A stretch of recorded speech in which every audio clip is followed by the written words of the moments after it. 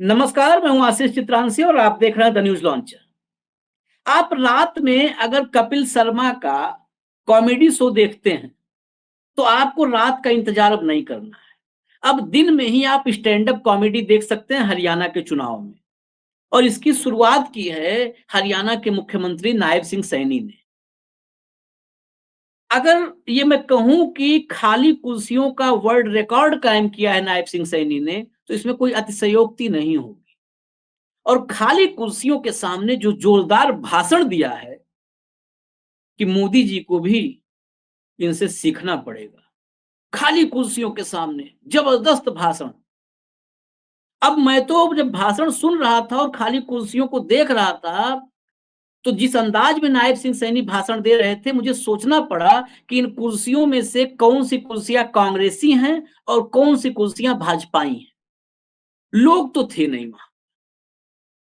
मैं ये जब तस्वीरें आपको दिखाऊंगा तो इस तस्वीर पर टिप्पणी के लिए रविंद्र सिंह सेवरान जी को जोड़ूंगा।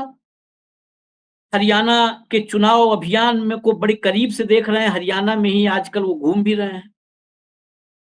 मैं जगदीप सिंह सिंधु साहब को भी जोड़ूंगा, लेकिन इनको जोड़ें उससे पहले मैं चाहता हूं तस्वीर दिखा दिया जाए, और ये तस्वीर देख पाए तो अगर रविंद्र भाई हमारे साथ हों तो कंट्रोल रूम उनको भी आप जोड़ लीजिए, ताकि वो भी साथ साथ ये तस्वीरें देखें। रविंद्र भाई जुड़ गए हैं। अब कंट्रोल रूम सीधे तस्वीर पर आइए और ऑडियो पूरा खोल दीजिएगा, ताकि ये स्टैंड अप कॉमेडी पूरा हरियाणा ही नहीं पूरा देश देखे।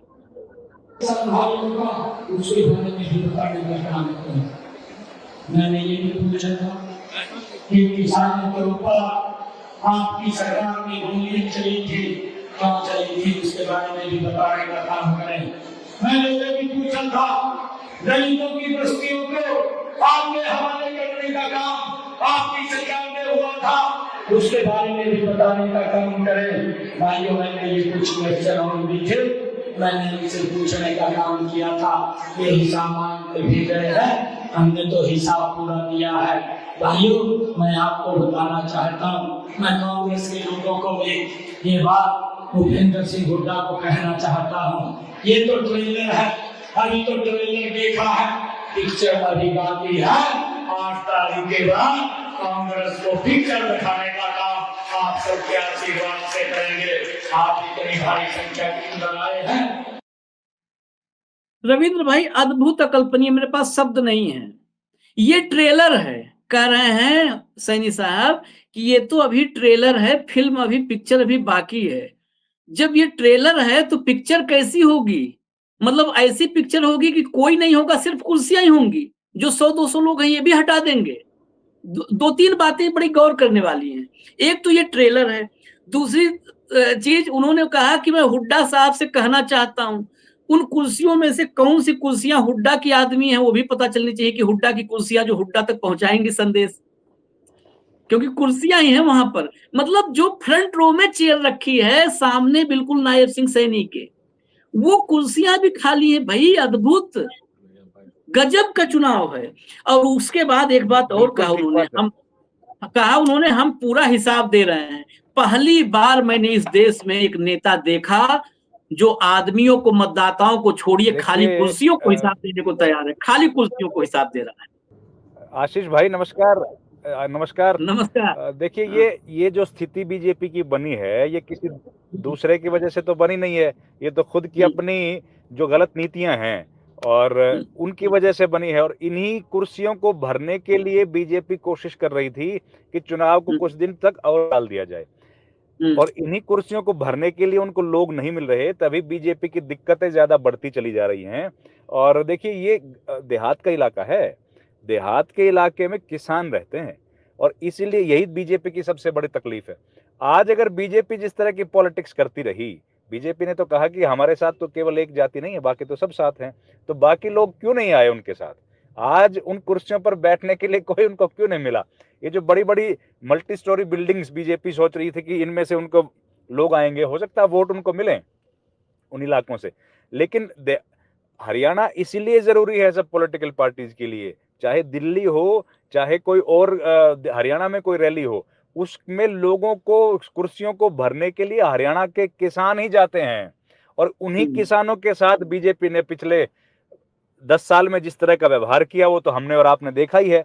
तो ये बीजेपी के बिल्कुल आज हम लोगों ने भी एक पूर्व गवर्नर से मुलाकात की तो उनका भी यही विचार है कि अब ये समय आ गया है जब बीजेपी को जाने का वक्त आ गया है और उनका जो भी दाम है वो उल्टा पड़ रहा है।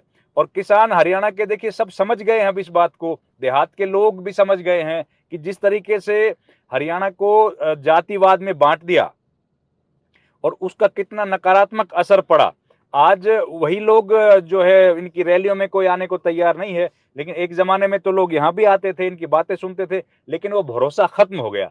लोगों को वो बिल्कुल भरोसा बीजेपी पे नहीं रहा है और चारों तरफ से बीजेपी के लिए इसी तरह की खबरें आ रही हैं। आपस में सिर फुटबॉल देखिए, आज 3 सितंबर हो गया, आज तक बीजेपी सूची जारी नहीं कर पाई। बीजेपी तो बहुत डिसिप्लिन्ड पार्टी है, जो हमेशा कहती रही है कि हमारे तो सब अनुशासित कार्यकर्ता हैं, लेकिन हम लोग आज गुड़गांव के इलाके में घूम रहे हैं, अहिरवाल के क्षेत्र है और यहाँ पर जो है राव इंद्रजीत सिंह लगातार बीजेपी को परेशान किए हुए हैं कि अगर हमारी बेटी को और हमारे कुछ समर्थकों को टिकट नहीं मिलेगा तो बीजेपी तो सम्मानजनक हार भी नहीं प्राप्त कर पाएगी। बीजेपी की स्थिति यहाँ पर ये है।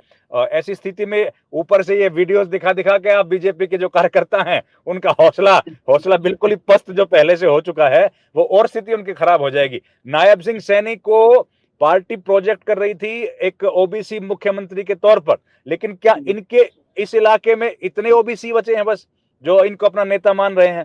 तो हालात बीजेपी की चारों तरफ से खराब है और हम लोग फरीदाबाद गए और आज आए हैं गुड़गांव में। ये दोनों मूल रूप से ओबीसी बाहुल इलाके हैं, लेकिन यहाँ पर भी बीजेपी को बहुत संकट है, बीजेपी को बड़े चैलेंजेस को यहाँ पर फेस करना पड़ रहा है। तो ये बात देखिए, ग्रामीण इलाकों में बीजेपी के लिए अब हालात खराब हो गए हैं। शहरी इलाकों में बीजेपी के कुछ वोट तो हैं, लेकिन वो वोट रैलियों में आने वाले वोट नहीं है। रैलियों में जब तक आएंगे नहीं, हरियाणा में तो रैलियां बहुत इंपॉर्टेंट रोल प्ले करती हैं।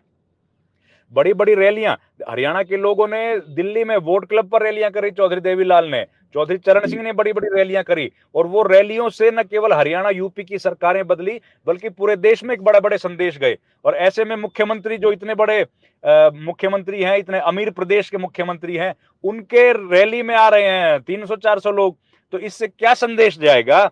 बीजेपी तो पहले ही अमित शाह आ नहीं रहे रैलियों में, अमित शाह ने मना कर दिया जींद की रैली में आने से। प्रधानमंत्री तो हरियाणा की तरफ देख ही नहीं रहे हैं, एक बार भी नहीं आए लोकसभा चुनाव से लेके आज तक।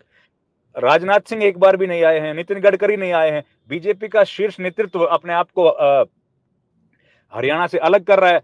मनोहर लाल खट्टर जो सबसे बड़े नेता थे, 9.5 साल तक मुख्यमंत्री रहे, वो अब रैलियों में आना बंद कर दिया। एकमात्र नेता बचे हैं, यही स्टार प्रचारक हैं, यही आ रहे हैं और इनकी रैलियों में लोग नहीं आ रहे हैं। अब लोग तो हालांकि उन नेताओं की रैलियों में भी नहीं आएंगे अगर वो लोग आए तो, लेकिन हालात बीजेपी के लिए बड़े चैलेंजिंग है और इस बात को लेके बड़ा संकट का समय है बीजेपी के लिए कि जब टिकटों की घोषणा होगी तो वो लोग, विधायक अगर सिटिंग है तो उनके खिलाफ इतनी एंटी इनकम्बेंसी, वो गांव में जाएंगे कैसे प्रचार करने के लिए? और ऊपर से कंगना रनौत तो है इनको लीडरशिप देने के लिए। सर खैर, मेरे व्यंग के लिए माफी मैं चाहूंगा अगर किसी को बुरा लगे, लेकिन वाकई ये हालात देख के, कुर्सियां देख करके अगर आने का मन भी होगा ना अब मोदी और शाह का, तो अब नहीं आएंगे। ये 300 कुर्सियां विजुअल दिखाते रहिए, दर्शकों को देखना जरूरी है भाई। मैंने आज तक इतनी रैलियां देखी, ऐसी रैली नहीं देखी कि शुरू से आखिर तक कुर्सियां खाली हैं, जो 2-4 बीच की गैलरी में घूम रहे हैं वो भी वापसी की तरफ हैं, वो भी वापसी की तरफ है। और ऐसा स्टैंड अप कॉमेडियन, गजब की स्टैंड अप कॉमेडी की है। खाली कुर्सियों से इतने उत्साह के साथ भाषण देना, ये कला भाई सैल्यूट करना पड़ेगा नायब सिंह सैनी को। खाली कुर्सियों से कह रहे हैं मैंने हिसाब दे दिया। भूपेंद्र सिंह हुड्डा से मैं कहना चाहता हूं, ये अभी ट्रेलर है। अगर ये ट्रेलर है तो फिल्म के लिए टेंट हाउस वाले तैयार नहीं है देखने के लिए। टेंट हाउस वालों का नुकसान हरियाणा में इस बार हो जाएगा, क्योंकि अगर इस रैली में इतनी भीड़ है तो कुर्सियां आगे से कम लगेंगी, आगे से 100-200 कुर्सियों से ही काम चलेगा, टेंट हाउस वालों का नुकसान होगा। मैं सिंधु साहब से एक सवाल लूंगा। सिंधु साहब, ये जो रैली दिख रही है, इस रैली में मुझे मतदान से पहले ही हरियाणा के रुझान दिख रहे हैं। क्या आपको दिख रहे हैं इस रैली से रुझान हरियाणा के? और अगर दिख रहे हैं तो क्या रुझान दिख रहे हैं आपको? आशीष जी, जहां तक अभी चुनाव का समय है, लोकसभा चुनाव में आप ही के चैनल पे एक प्रोग्राम में मैंने बोल दिया था, हालांकि मेरा किसी पार्टी के प्रति कोई झुकाव या पूर्वाग्रह नहीं है, लेकिन ये वास्तविक परिस्थितियां हैं धरातल की, जिनको रविंदर, हम या हमारे अन्य सहयोगी निरंतर आप लोगों के सामने, हमारे दर्शकों के सामने लेके आते हैं।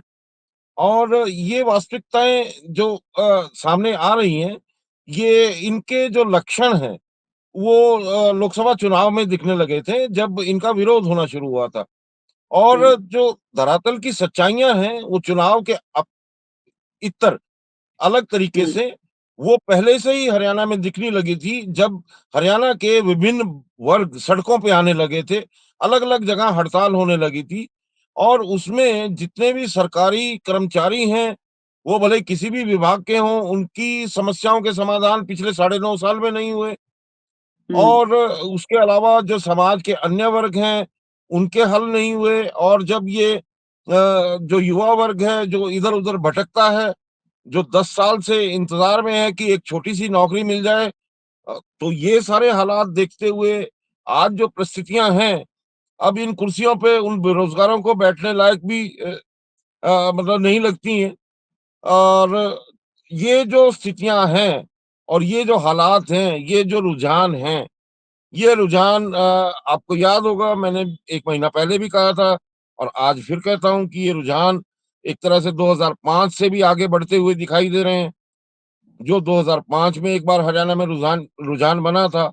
और भारतीय जनता पार्टी का जहाँ तक सवाल है, आप देखिए कि किस प्रकार से वो अपने रैलियों को कर रहे हैं या अपनी जनसभाओं को कर रहे हैं, चुनावी जनसभाएँ। ठीक है, ये चुनावी जनसभाएँ ऐसे क्षेत्रों में हो रही हैं, जहाँ वो सोचते हैं कि उनके गढ़ हैं। सोनीपत एक ऐसा इलाका है, फरीदाबाद, गुड़गाँव, ये अपने आप अपने गढ़ मानते हैं। लेकिन आप देखिएगा आने वाले दिनों में इन्हीं गढ़ों में इसी इससे भी ज़्यादा ऐसी भी स्थितियाँ देखने को मिल सकती हैं और इससे भी बदतर स्थितियाँ हो सकती हैं, जहाँ जनसभा ही कैंसल कर दी जाए, ताकि क्योंकि लोग ही नहीं आए। तो ऐसी स्थितियाँ भी आपको देखने को मिल सकती हैं। और आप देखिए कि भारतीय जनता पार्टी जो इतने दावे कर रही थी और हमेशा से कहती थी कि हम इतने मजबूत हैं, विश्व की सबसे बड़ी पार्टी हैं, बहुत अनुशासन है, हम चुनाव के लिए हमेशा तैयार रहते हैं। और दूसरी विपक्षी पार्टी पे आक्षेप लगता था कि उनके अंदर गुटबाजी है, फूट-फुटअव्वल है। तो आज क्या स्थितियाँ हैं? आज भारतीय जनता पार्टी की जो क्षमताएँ हैं, एक एक लिस्ट निकालने लायक भी नहीं बची। एक लिस्ट लिस्ट पे भी बात करेंगे। मैं रविंद्र भाई के पास, रविंद्र भाई सब आप लोग सब फील्ड में हो आज की तारीख में, तो नेटवर्क भी दर्शकों से पहले बोल दूं कि कभी भी आ और जा सकता है, क्योंकि फील्ड में ये लोग जमीनी हकीकत यहीं से इन्हीं के जरिए आप तक हम लेकर के आएंगे जो ग्राउंड की रियलिटी है। रविंद्र भाई, ये जो रैली है, इस रैली में एक और चर्चा करनी जरूरी है। ये एक साथ दो लोगों की परीक्षा हुई है। किसी भी प्रदेश में जब चुनाव होता है तो दो चेहरे होते हैं, बाकी तो पीछे मोदी का चेहरा, शाह का चेहरा, नड्डा, राजनाथ सब कुछ छोड़ दिया। दो चेहरे होते हैं, एक सरकार का चेहरा और एक संगठन का चेहरा। सरकार का चेहरा नायब सिंह सैनी, संगठन का चेहरा मोहनलाल बडोली। सोनीपत में रैली, तो बडोली साहब यहां सोनीपत में ये सिर्फ नायब सिंह सैनी की बेइज्जती नहीं हो रही है, यहां मोहनलाल बडोली, उनका क्या हाल है बताइए। जब प्रदेश अध्यक्ष, सूबे के संगठन का मुखिया, उसके यहाँ ये हालत है, तो फिर प्रदेश में और क्या कहना है। ये पर्याप्त नहीं, इसीलिए मैंने कहा था कि हरियाणा के चुनाव का रुझान है ये। रविंद्र भाई जी, बिल्कुल ठीक बात है सर। और ये शहरी इलाका है, बड़ौली साहब का इलाका है और यही इलाका है जहाँ से पिछली बार 2014 से 19 में एक मंत्री भी थी, कविता जैन, ताकतवर मंत्री रही यहाँ से। और उनके बावजूद, और सोनीपत से 2-2 बार बीजेपी का सांसद जीता है रमेश कौशिक चुनाव। तो ऐसी स्थिति में जब ये हाल है, तो आप देख लीजिए कि बीजेपी किस तरफ बढ़ रही है। इसके ठीक पहले जब लोकसभा चुनाव हुए थे तो बीजेपी को ठीक-ठाक वोट मिले थे सोनीपत से, बहुत बुरी हार नहीं हुई थी। लेकिन अब जो स्थितियां हैं वो और खराब होती जा रही हैं। इसका बड़ा कारण क्या है कि मोहनलाल बडौली ने भी ये बात कही थी कि उनके खिलाफ पार्टी के लोगों ने ही प्रचार किया। पार्टी के लोगों ने भीतर घात किया, जिसके चलते उनकी हार हुई है। तो अब स्थितियाँ बीजेपी के अनुकूल बिल्कुल नहीं रह गई हैं, अब उनके मुखालफत में लोग दिख रहे हैं और जो जिन वादों को उन्होंने किया था, देखिए इस इलाके में डेवलपमेंट ज़्यादा हुई नहीं। हुड्डा के टाइम पे यहाँ पर काफ़ी डेवलपमेंट देखने को मिली थी और लोगों ने ये बात स्वीकार भी की है कि उस दौर में डेवलपमेंट हुई, लेकिन अब दिल्ली के इतना पास होने के बावजूद भी कोई विकास नहीं हुआ और साथ ही साथ फिर ये वही इलाका है, याद कीजिए, जहाँ पर 13 महीने किसान आंदोलन चला। अब किसान आंदोलन जो चला था तो उसका प्रभाव सबसे ज़्यादा अगर किसी पर पड़ा था तो वो सोनीपत पे था, क्योंकि सोनीपत के हर गाँव से दूध, दही, पैसा लोगों ने कंट्रीब्यूट किया था, सबसे ज़्यादा इसी इलाके में किया था, रोहतक में किया था, तो उसका असर तो निश्चित तौर पर अब दिखेगा इलेक्शंस में। और जो देहात है, ग्रामीण इलाका है, उसमें तो सब जातियाँ मिल-जुल के रहती हैं। वहाँ पर कोई जातियों के बीच में विभेद उस तरह से तो समाज में तो दिखता नहीं है, लेकिन बीजेपी ने कोशिश करी 10 साल तक उसको डीपली पेनिट्रेट कराने की भी कोशिश करी, उसमें कामयाब हुई एक हद तक। लेकिन अब कहीं न कहीं तो एक रिवर्सल होता है, सोसाइटी को ये बात समझ आ गई और अब देखिए आप हालत किस तरह की बन रही हैं। ऊपर से पार्टी के भीतर से जो खबरें आ रही हैं कि एक दूसरे के कितने खिलाफ हैं, हमने पहले भी ज़िक्र किया है कि 4 दिशाएँ हैं बीजेपी में, चारों दिशाओं से संकट का समय है। राव इंद्रजीत जो है वो दक्षिण हरियाणा में हैं, उनके बगल में राव नरवीर हैं, विरोध कर रहे हैं। उत्तर हरियाणा में अनिल विज का देखिए, अनिल विज कहते हैं कि हमने तो आज तक किसी से टिकट ही नहीं माँगी, टिकट तो अपने आप मेरे घर पे चल के आ जाएगी। फिर पश्चिम हरियाणा में रणजीत चौटाला हैं, जो चौधरी देवीलाल के बेटे हैं, वो कह रहे हैं कि मैं तो चुनाव लड़ूँगा, पार्टी में टिकट मिले या ना मिले। फिर एक दिशा बच गई जो है मोहनलाल बड़ौली की, वहाँ की हालत आपने देख ही ली है। तो चारों तरफ से 4 दिशाओं, चारों तरफ से संकट बीजेपी के लिए है और मुझे लगता है ऊपर से दिक्कत एक और बात है, हरियाणा लोक हित पार्टी जो एक छोटी-सी पार्टी है, गोपाल कांडा की है। गोपाल कांडा की किस तरह की राजनीतिक छवि है वो हम सब जानते हैं। वो भी इनको आँखें दिखा रहे हैं। वो कहते हैं 5 सीट से कम मैं लड़ूँगा ही नहीं, अलायंस तक करने को तैयार नहीं है। तो इस तरह की स्थिति जब हो गई है और अभी तो प्रधानमंत्री मोदी ही हैं, अभी तो बीजेपी की सत्ता बनी हुई है। ऐसी स्थिति में क्योंकि इकबाल खत्म हो गया, सरकार का जो इकबाल है, जिस गुरूर के साथ हुकूमत को काम करना होता है, वो खत्म हो गया। इस वजह से अब छोटी-छोटी पार्टी अभी आँखें दिखा रही हैं। जनता तो पहले ही साथ छोड़ चुकी है, विपक्ष अपने आप मजबूत होता जा रहा है और जनता को एक कांग्रेस जैसा मजबूत विकल्प दिख गया और बाकी जो छोटी-छोटी पॉलिटिकल पार्टीज़ थी, उनका जनाधार सिमट गया है। इस वजह से लोग कांग्रेस की तरफ जा रहे हैं। 1% वोट मिला था, आपने देखा ही था सब पॉलिटिकल पार्टीज़ की जो हालत थी, जो तीसरा विकल्प बन सकती थी कभी और तीसरे विकल्प के बिना बीजेपी हमेशा हरियाणा में कमज़ोर रही है। अपने जब पूरे शबाब पर बीजेपी थी, तब भी कितनी सीटें जीत पाई थी, कितना परसेंट वोट मिला था। तब भी 3 बड़ी पार्टियां यहाँ पर थी। बीजेपी को चाहे सत्ता मिल गई 2014 में,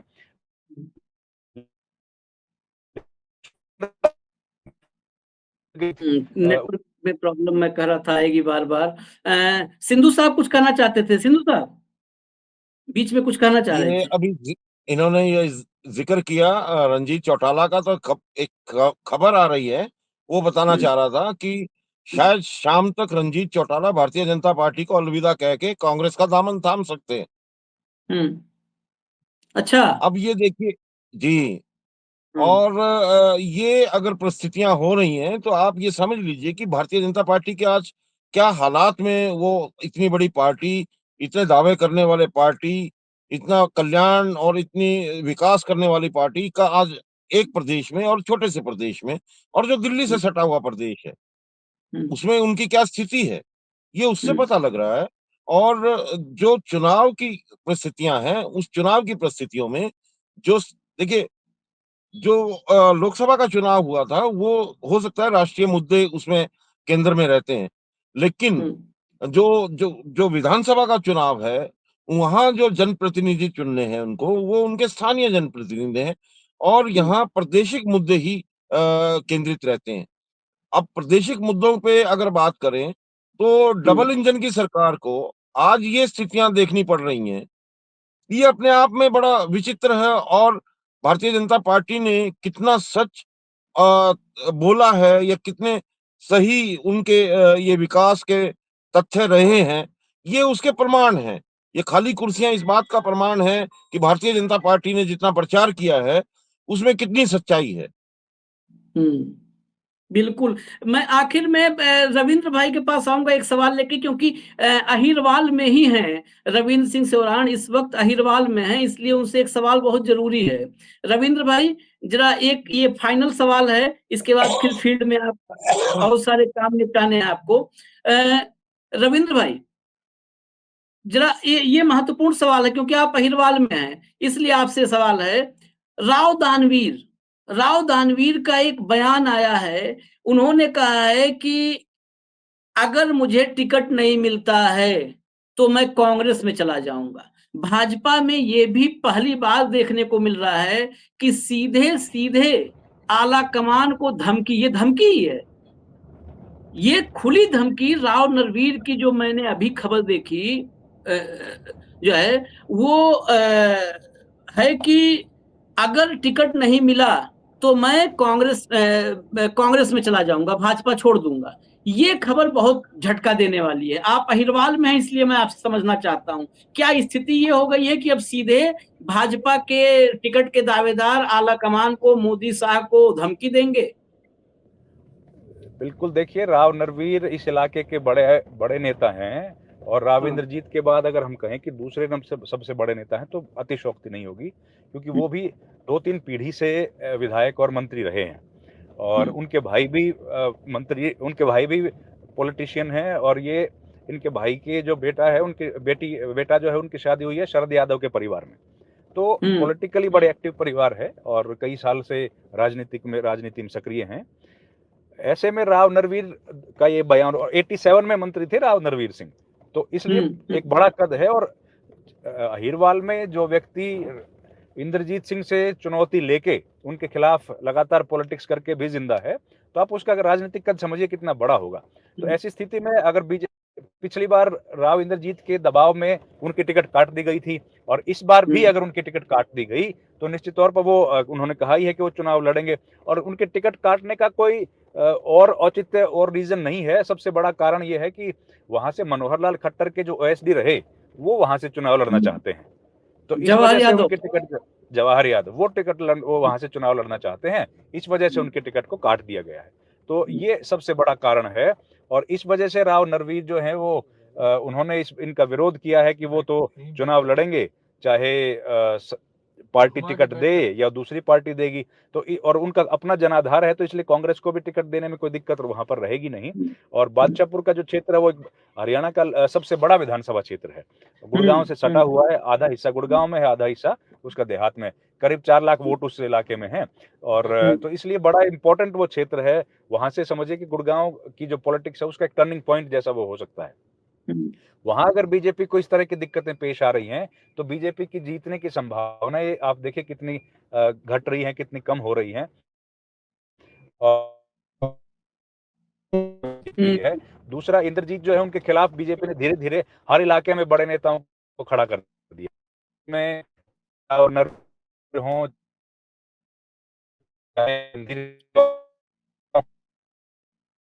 फिर नेटवर्क की दिक्कत, मैंने कहा था फील्ड में सब लोग। खैर प्रोग्राम खत्म करते हैं, लेकिन राव नरवीर की धमकी खुलेआम, ये धमकी स्थानीय लोकल लीडरशिप को नहीं है, दिल्ली को है कि टिकट नहीं दोगे। अब वो निर्दलीय भी नहीं लड़ने को कह रहे हैं, वो कह रहे हैं कि मैं अकेले निर्दलीय नहीं लड़ूंगा इस बार, मैं कांग्रेस में जाऊंगा। और 4.5 लाख सबसे बड़ी विधानसभा है, 4.5 लाख, 1.25 लाख तो वहां पर यादव हैं, अहिरवाल की विधानसभा है, 1.25 लाख यादव हैं। राव नरवीर सिंह उसी कम्युनिटी से हैं, उसी जाति से हैं और जवाहर यादव जो ओएसडी रहे हैं, खट्टर के करीबी रहे हैं। जवाहर यादव से अब पूरा हरियाणा परिचित हो चुका है खट्टर के चलते। सुधा यादव भी वहां से नाम अपना आगे कर रही हैं, वो भी लड़ना चाहती हैं चुनाव। उस घमासान में नरवीर अगर छोड़ देते हैं भाजपा तो ये सर मुड़ाते ही ओले पड़ने वाली स्थिति होगी और अहिरवाल में भाजपा को शुरुआत में ही बगावत झेलनी पड़ेगी। खैर सोनीपत से जो तस्वीरें आई हैं वो नायब सिंह सैनी और बडोली दोनों के लिए चिंता का सबब है। फाइनल कमेंट कुछ बोलना चाहते हैं सिंधु साहब, फिर खत्म करते हैं। आशीष जी, मैं ये बताना चाह रहा हूँ कि आज जो परिस्थितियां हैं चुनाव को लेके और जो टिकटों के वितरण को लेके, उसमें एक और चीज सामने आ गई है। उसमें जो 3 अलग-अलग लॉबी हैं भारतीय जनता पार्टी की हरियाणा में, जो अलग-अलग रूप से सक्रिय हैं, उसमें आने वाले समय में आप देखेंगे कि अलग-अलग लॉबी से कौन-कौन किधर-किधर जाता है, शिफ्ट होता है। क्योंकि अभी टिकटों में वो आज जो सहमति बननी थी उस तरह से बन नहीं रही है और जो लॉबी है वो एक दूसरे के लिए अड़चनें पैदा कर रही हैं। तो आने वाले 2-3 दिन और भी रोचक होंगे और भी अच्छी बड़ी खबरें ये निकल के आएंगी कि शायद और बड़े नाम इधर-उधर जा सकते हैं। चलिए इंतजार करते हैं। अभी तो नायब सिंह सैनी ने कहा ये ट्रेलर है, पिक्चर अभी बाकी है। तो अभी ट्रेलर ही मानिए, अभी पिक्चर आने वाली है, अभी देखेंगे कौन कहाँ जाता है। फिलहाल इजाज़त मैं बस दीजिए, वो भूमिका बना रहा था। हाँ, खाली कुर्सियों की ये तस्वीर अभी देखते रहिए, अभी तो शुरुआत है, ये भी ट्रेलर है, अभी इसकी फ़िल्म आएगी। इजाज़त दीजिए, न्यूज़ लॉन्चर देखते रहिए, नमस्कार।